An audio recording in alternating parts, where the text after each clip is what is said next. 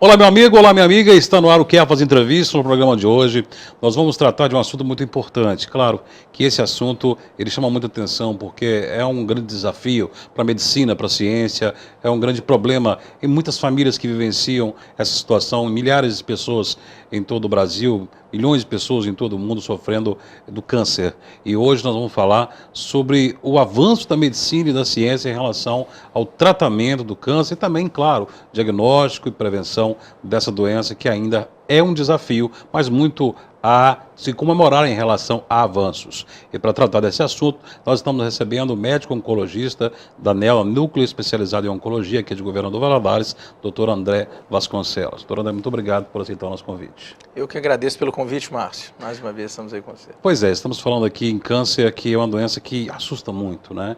E realmente o número de pessoas acometidas dessa doença que morrem por ano ainda é um grande desafio para a ciência e para a medicina, não é? Certamente, né? O câncer, né? Os tumores malignos, né? Vêm em número crescente, quer dizer, é uma doença cada vez mais frequente. A gente tem como principal motivo de falecimento das pessoas hoje, né? Dizendo de modo geral, no mundo, as doenças cardiovasculares, né? Os infartos, enfim, os acidentes vasculares cerebrais, por exemplo, os vulgo derrames, né? Sim. Mas os vários tipos de câncer estão encostando nesses números de doenças cardiovasculares, né? Isso é explicado por alguns fatores que a gente imagina, outros fatores a gente não consegue explicar direito. A gente consegue, obviamente, por mais que haja ainda muita diferença, muita desigualdade social no mundo, mas de modo geral as pessoas têm tido sim mais acesso a diagnóstico. Isso tem a ver com acesso à saúde de qualidade, a um sistema de saúde de qualidade. Isso, sem dúvida, que aumenta a incidência, os diagnósticos que são feitos Sim. ano a ano. Então as estatísticas acabam subindo também em função disso. Outra razão é que as pessoas, no hábito cada vez mais enraizado de sedentarismo, maus hábitos alimentares, embora isso tenha, sem dúvida, começado a mudar, ainda muitas pessoas têm vamos dizer, condutas em relação ao autocuidado, né? Entre aqueles fatores de câncer, que são os fatores ambientais, que a gente sofre influência do ambiente, ou que tem relação com o nosso hábito de vida. Quer dizer, as pessoas ainda têm uma parcela de culpa, se a gente pode dizer isso, na gênese do tumor. Elas ainda se expõem muito a um risco de ter um câncer em função dos hábitos de vida. Então isso também, que é o que a gente chama grosseiramente do hábito de vida ocidental, né? Que se resume a muito trabalho, muito estresse, pouco entretenimento, hábitos de saúde ruins, hábitos alimentares ruins. Isso tudo é também, tomado em conjunto, fator de risco para os tumores, né? Pois é, hoje nós temos, por exemplo, uma diminuição considerável do número de fumantes, e isso é um fator positivo em relação Sim, sem dúvida. ao câncer, porque o tabaco está relacionado a diversos tipos de câncer, sim, né? correto. Mas, por outro lado, estamos numa vida cada vez mais caótica, né? As pessoas estressadas, as pessoas com a alimentação muito ruim, de má qualidade, sedentárias acima de tudo, então acaba uma coisa compensando a outra. Se você fez uma reflexão que a incidência é grande, mas poderíamos dizer que houve um aumento da incidência ou poderemos interpretar que há um aumento do diagnóstico da doença?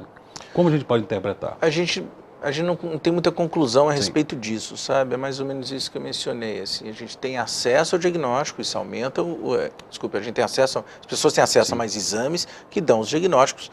Então, naturalmente, os diagnósticos vão aparecer, coisa que, vamos dizer, há 50 anos não ocorria com tanta frequência.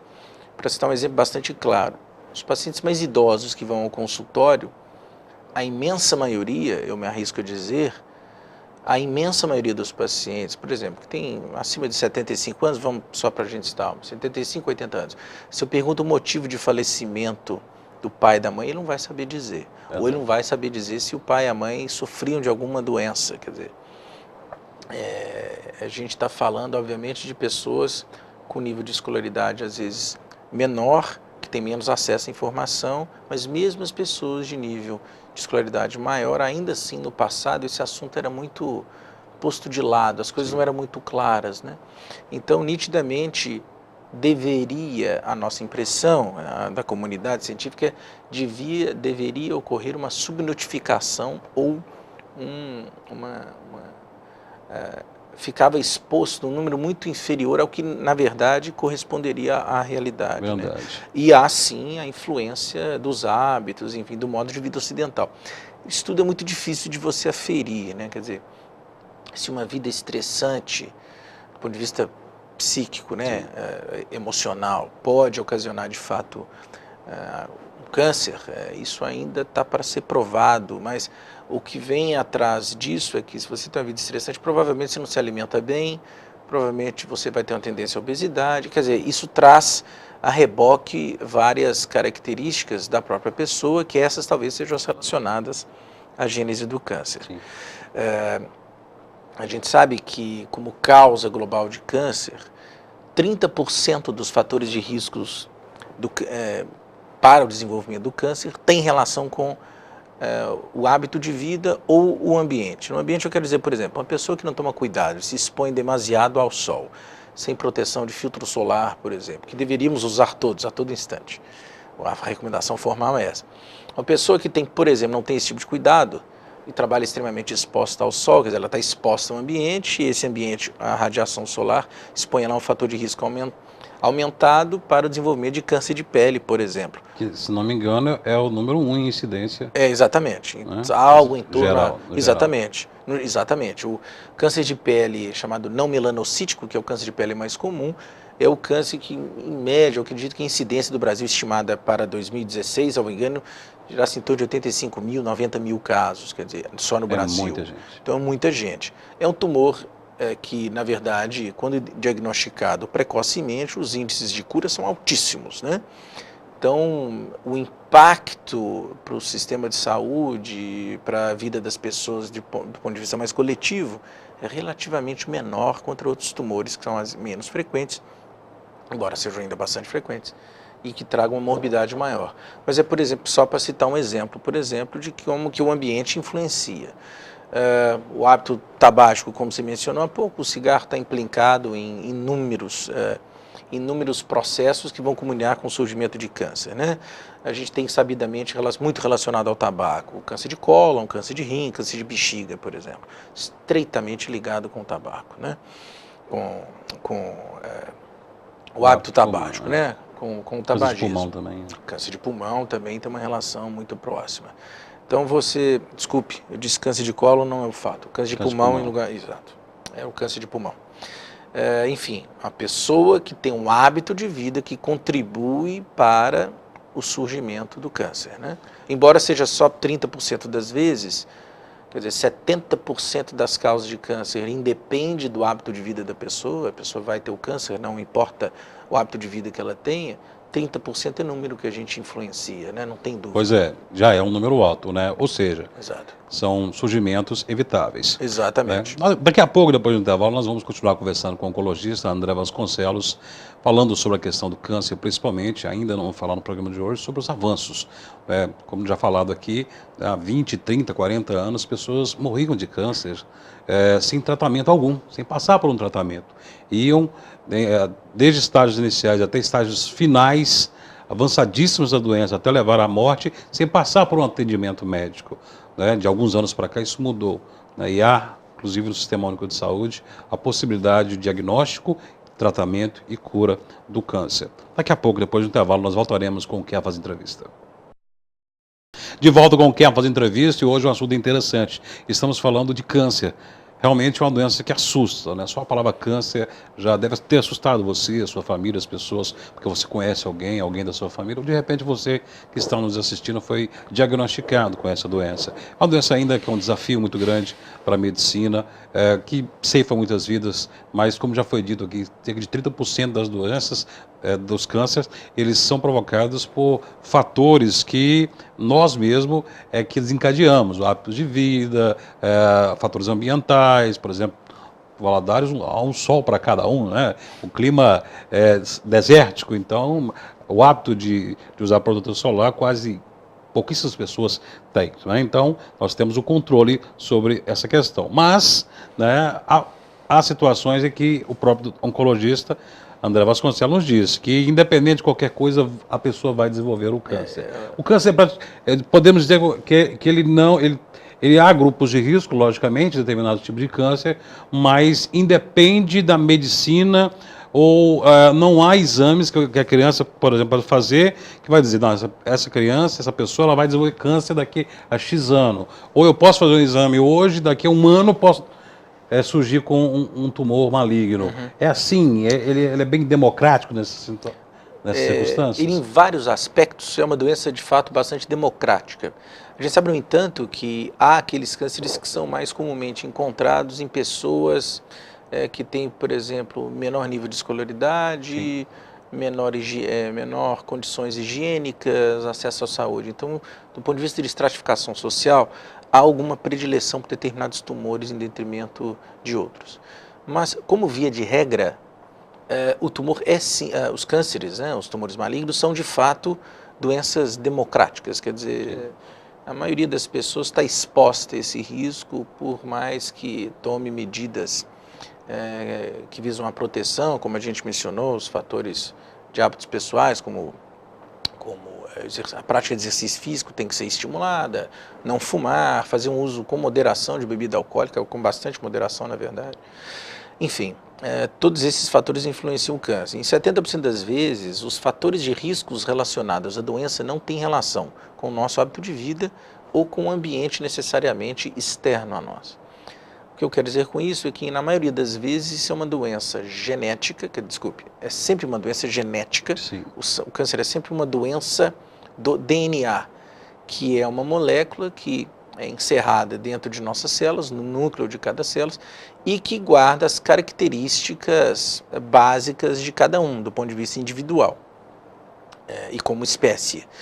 Essa fita doente, ela passa a iniciar um processo de descontrole na multiplicação das células, que são nossas unidades formadoras, como os tijolos são para uma parede, por exemplo, e elas passam a multiplicar-se de forma importante. Então é sempre uma alteração genética, ela pode ser ou não hereditária, você pode herdar certas, vamos dizer assim, tendências genéticas, certos fatores de risco para isso, ou você pode desenvolvê-las ao longo da vida por processos que nós ainda não conseguimos dominar completamente. O volume de estudos que a gente tem anualmente é uma coisa imensa. O esforço para combater essa doença é hercúleo, é uma coisa realmente assim, fantástica. A gente tem, segundo a maior base de dados americanas, que faz registro de estudos clínicos, quer dizer, com pacientes fazendo testes de drogas novas, ou de tratamentos novos, não necessariamente medicamentoso, chama cancer.gov. E nesse site você vê lá, tem 45 mil estudos no mundo inteiro agora, recrutando pacientes, ou seja, estudando pacientes, maneiras novas de tratamento, isso correndo agora, né, no mundo inteiro. Então é um volume imenso de estudo, e boa parte e esses estudos mostram os seus resultados, né? Por exemplo, você me disse, é possível que a gente faça uma detecção se eu saiba se eu vou ter ou não determinado câncer? Isso é possível para alguns tipos de câncer. Por exemplo, vamos citar um exemplo por aqui de uma mulher cuja mãe e tia tiveram, por exemplo, câncer de mama. Câncer de mama, dos cânceres mais comuns na mulher, e quando você tem uma incidência ou uma evidência indireta, vamos dizer, indireta, de mais de um caso na família, vamos dizer 2, 3 casos de parentes de primeiro grau com câncer de mama, isso já gera uma dúvida técnica de que se essa paciente que a gente disse em questão, não pode ter um risco aumentado para ter um câncer de mama, por exemplo. E, de fato, esse grupo de pacientes com muitos familiares com câncer de mama suscita essa dúvida, já está autorizado a consultar um médico, um clínico geral que tenha conhecimento sobre isso, ou um médico geneticista.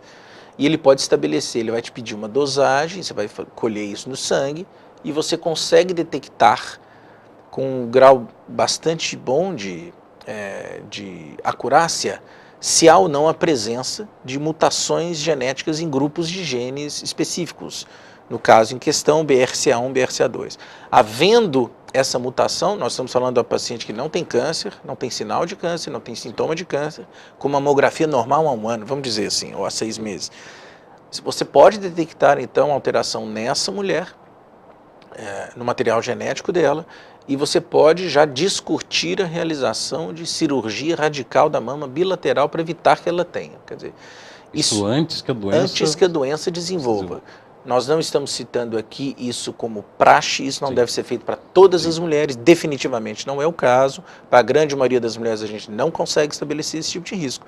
Nós estamos estabelecendo uma relação muito clara entre mulheres que têm um risco aumentado para câncer de mama e para a população geral, assim, basicamente a gente está falando de vários casos de câncer de mama na família. Não necessariamente vários casos de câncer na família vai querer suscitar a mesma dúvida. É por isso que a população, de modo geral, tem que ser próxima ao médico, né? As mulheres têm que procurar ter o seu ginecologista já a partir da 2ª década de vida, os homens, o clínico geral, o urologista, enfim, não tão cedo, mas deve haver o hábito de fazer o check-up, de conversar com o médico, tirar essas dúvidas, porque o médico assistente dessas pessoas vai orientar quando é que devemos nos preocupar com isso, né? Pois é, nós estamos aí vendo que há avanços, né? Há avanços nessa linha de pesquisa, há muita pesquisa, como disse o próprio doutor André, em todo o mundo, a ciência está avançando, a medicina está avançando, claro, continua sendo um desafio, mas tem-se conseguido grandes vitórias em relação ao câncer a todo momento. Que vitórias, que tipo de vitórias são essas? Daqui a pouco, depois do intervalo, nós vamos falar com o doutor André, que vem trazer boas notícias, sim. Claro que é uma doença que ainda mata, que ainda é um desafio, mas há boas notícias, há avanços e um deles já foi apontado aqui pelo nosso convidado de hoje. Vamos a um rápido intervalo. Quer fazer entrevista? Volta já. De volta com Quer Fazer Entrevista, hoje recebendo o oncologista André Vasconcelos, que é do Núcleo Especializado em Oncologia NEL, aqui anexo ao Hospital Samaritano em Governador Valadares. Estamos falando sobre câncer, sobre essa doença. Quando a gente fala de câncer, é uma forma, como foi classificada a questão do aumento generalizado, descoordenado das nossas células, mas tipos da doença, há muitos tipos de câncer, sim, né, doutor André? Sim. Poderíamos falar sobre isso? Sem dúvida, sim. A gente tem inúmeros tipos de câncer. O câncer não é... Assim como a gente fala, por exemplo, uma pneumonia, você tem vários germes que vão causar pneumonia, bactérias, enfim. Ainda assim, você tem alguns tipos que são mais restritos. Então, em geral, só para citar um exemplo, uma pneumonia, você em geral vai usar um determinado, você vai estratificar o risco do paciente, o paciente para internar, não para internar, é idoso, não é idoso, você estima mais ou menos o que você deve fazer. Em geral, você vai começar o mesmo antibiótico para um imenso grupo de pessoas, né? O câncer não é a mesma coisa que uma pneumonia, por exemplo. Quer dizer, o câncer, a despeito de que há alguns tipos diferentes, sim, de pneumonia, vários tipos diferentes de pneumonia, os tumores você não pode tão grosseiramente unificá-los assim, como, isso aqui é uma pneumonia bacteriana, vamos tratar com um determinado antibiótico X. Quer dizer, você não trata o câncer de mama igual você trata o câncer de cólon, igual você trata o câncer de próstata, enfim, leucemias ou linfomas. Cada tipo específico de câncer ou tumor tem uma complexidade genética muito peculiar. Isso quer dizer que os comportamentos biológicos, a evolução da doença, chances de cura, chances de resposta são muito diferentes para grupos diferentes de tumores, de cânceres.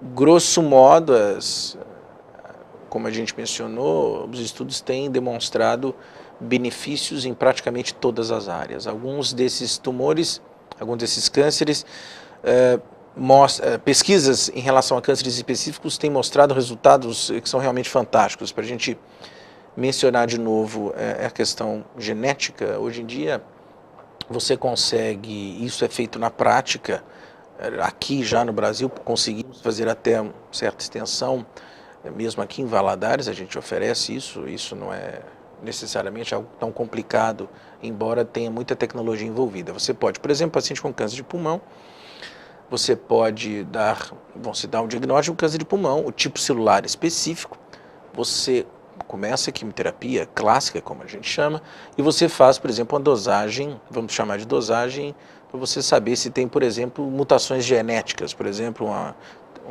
mutação chamada gene EGFR ou uma translocação, outra do gene ALK. Para citar 2 exemplos.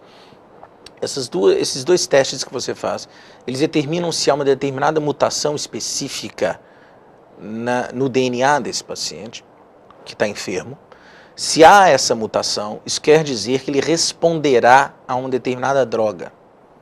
Então você consegue fazer o que hoje em dia é o mais moderno, que é a medicina customizada. Você seleciona a droga específica para aquele paciente específico que vai ser submetido a um determinado tratamento. Você introduz o tratamento para esse paciente, nem todos os pacientes farão isso, não por uma questão que não seja uma questão específica de determinar essa mutação. Eu tenho pacientes em tratamento com essa mutação, outros pacientes não têm essa mutação, a gente segue outras linhas de tratamento com resultados bastante positivos sob inúmeros contextos. Você vai seguir o tratamento, se esse paciente tem eventualmente alguma outra alteração genética ao longo do tratamento, você pode detectar isso. Você faz de novo a modificação do tratamento relacionada à alteração genômica específica. Para citar, para dizer que isso a gente não está sendo extremamente otimista, um trabalho francês publicado em fins de 2014, início de 2015, avaliou algo que foi bastante interessante. Quer dizer, ele estabeleceu esses pacientes que são submetidos aos tratamentos mais recentes para câncer de pulmão, para as quais você consegue detectar essas mutações, que a gente chama de mutações, driver mutations, essas mutações que vão comandar o comportamento do tumor. E o resultado que realmente impressiona, embora precise de mais dados para confirmar isso, é que pacientes com câncer de pulmão, que antes poderiam falecer com 6 meses, 1 ano de tratamento, você tem relatos hoje muito bem claros de pacientes em tratamento há 5 anos. Eu estou falando de um câncer de pulmão metastático, quer dizer, uma doença incurável, que, para citar, há 15 anos a expectativa de vida seria de 15, 20 anos, 6 meses, 1 ano, para aquele paciente que não haveria mais chance de cura, para quem não haveria mais chance de cura, e, no entanto, hoje em dia, com esses avanços, que de fato não são para todos, porque essas drogas não são para todas, há alterações genéticas específicas, mas os benefícios estão aparecendo cada vez mais. Acho que o futuro da medicina, de um modo geral, especificamente na oncologia, tem mostrado, tem se descortinado dessa forma. Outra doença que tem também mostrado inúmeros ganhos positivos, de fato, por exemplo, os pacientes que são portadores de melanoma. A gente também faz os testes genéticos, também é possível de ser feito aqui na nossa cidade, não necessariamente temos que sair para outros lugares, quer dizer, isso está acessível aqui. Você faz pesquisas de alterações genéticas e pacientes com melanoma podem ser submetidos a tratamentos de alta tecnologia, de relativamente, a gente tem que tomar cuidado com isso, menos efeito colateral, mas não quer dizer que eles serão isentos, e com resultados excelentes também, com prolongamento de vida por tempo concreto, importante, com qualidade de vida. O volume de estudos realmente chega a impressionar. Para você ter uma noção, só para mencionar, até para a gente dar a notícia do paciente, existe estudo. Você tem estudo de como você deve falar, do que os pacientes gostam de ouvir, do que os pacientes preferem o médico dizer, quer dizer, na maioria das vezes, por exemplo, ocultar a verdade não é o ideal é que você comunique de forma clara, objetiva, natural, pacífica, com bastante pragmatismo na hora de comunicar, mas até isso é estudado. Tá? Que as pessoas recebem a notícia, a maioria delas, como um atestado de morte. Exatamente. Então, eu tive um caso de um paciente meu, hoje, coincidentemente, estava no consultório e mencionou o caso de um amigo, foi um paciente que teve uma resposta muito boa ao tratamento, além daquela que era imaginada pelos colegas médicos ou mesmo por mim, que dirá da família, teve uma resposta realmente muito boa, tem sido submetido a um tratamento com a qualidade de vida bastante razoável, eu estou sendo bastante objetivo nisso, e mencionou para mim um paciente que optou por não seguir um tratamento, que não foi meu, um paciente na verdade de outra cidade, abandonou o tratamento e foi buscar exclusivamente um tratamento alternativo, né? Eu não tenho nada contra, per se, a um tratamento alternativo, desde que a pessoa tenha certeza que ela está se submetendo a um tratamento chamado alternativo, aquele tratamento que você não tem evidência científica nenhuma do benefício. Esse paciente Foi o caso, por exemplo, que aconteceu agora recentemente Com o apresentador Marcelo Rezende. Com o Marcelo Rezende. Quer dizer, ele seguiu uma linha absolutamente criticada por todo esse pessoal que fazia esses estudos todos que eu estou te demonstrando. E eu volto a dizer, Márcio, eu acho que as pessoas têm que buscar aquilo que elas acham que é bom para elas, né? Mas a gente tem que tomar cuidado com o canto do cisne, né? A medicina é uma coisa... A imagem do médico tem sido muito abalada recentemente, a gente não pode perder a confiança na medicina, né? A medicina tem gente muito séria trabalhando nisso, a gente tem um empenho imenso em lidar bem com os nossos pacientes e oferecer o melhor. Então, aquelas pessoas que oferecem, né, mundos e fundos, né, quando tem esse diagnóstico, temos que tomar cuidado, a gente tem que ouvir uma posição crítica com calma, quer dizer, a gente consegue, para completar esse caso, quer dizer, esse paciente abandonou e ele veio a falecer, né? Esse que abandonou o tratamento indicado em detrimento de um tratamento alternativo. Eu tenho pacientes que me perguntam, olha, doutor, eu posso tomar posso fazer tal tratamento? Quer dizer, cita um tratamento alternativo qualquer. Eu digo, olha, eu vou estudar. Se eu ler alguma coisa que vai haver alguma interferência, acho que a senhora não deve fazer uso. Agora, se a gente não tem uma evidência científica de que há interferência, de que haja alguma interferência, não vejo mal. Acho que hoje em dia é aceito você buscar alternativas para paliar a sua dor, enfim. Mas a gente tem que tomar um cuidado muito grande com isso, de fato, né? O volume de informação de má qualidade na internet é uma coisa muito grande. Exatamente. E há muitos estudos sérios, Exato. Científicos e médicos que estão comprometidos, estão lutando contra essa doença, lutando contra as causas, lutando para a cura, é muito grande. Para a gente fechar, doutor André, eu gostaria de saber, é muito cedo ainda, se fala muito, descobriram a pílula do câncer, da cura do câncer, descobriram o tratamento-chave, ouro para a cura do câncer. É muito cedo ainda para falarmos em cura do câncer? Infelizmente assim, embora eu diga isso com alguma ressalva, a gente cura vários pacientes com câncer. Eu tenho vários pacientes com câncer de mama que estão curados hoje em dia, vários pacientes com câncer de cólon que estão curados.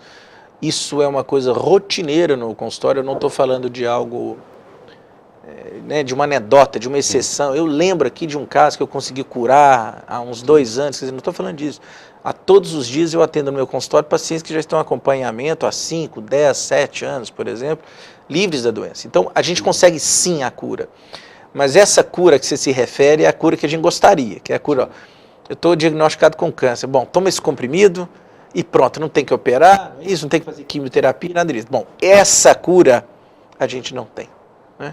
E a gente ainda está longe, é uma doença complexa. A cada novo tratamento que se descobre, você descobre mecanismos de resistência importantes a essa doença. E, enfim, os estudos ainda estão avançando, a gente avança cada vez mais, isso é um fato. Mas essa cura que a gente gostaria do ter o diagnóstico de câncer, eu vou tomar esse comprimido, vou tomar, estou curado, vou bater minha bola agora no final do dia. Quer dizer, a gente ainda está um pouco longe disso.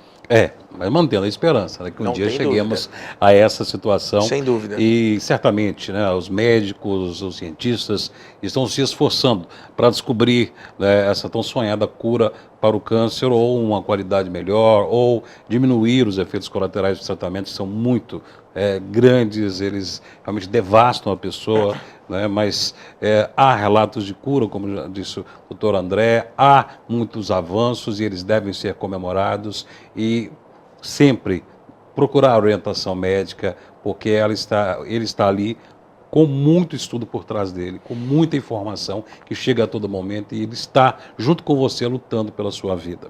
Doutor André, muito obrigado, parabéns pelo trabalho que vocês realizam lá na ANEEL, você e seus companheiros da oncologia, que fazem um trabalho brilhante em todo o leste de Minas, no norte de Minas, nordeste de Minas, é um trabalho fantástico. Muito obrigado pela presença. Eu que agradeço pelo convite, eu acho que essas oportunidades são sempre muito boas, eu tenho todo o prazer em sempre discutir mais e estou à disposição para quando você precisar. Muito obrigado, e a você que acompanhou o nosso programa.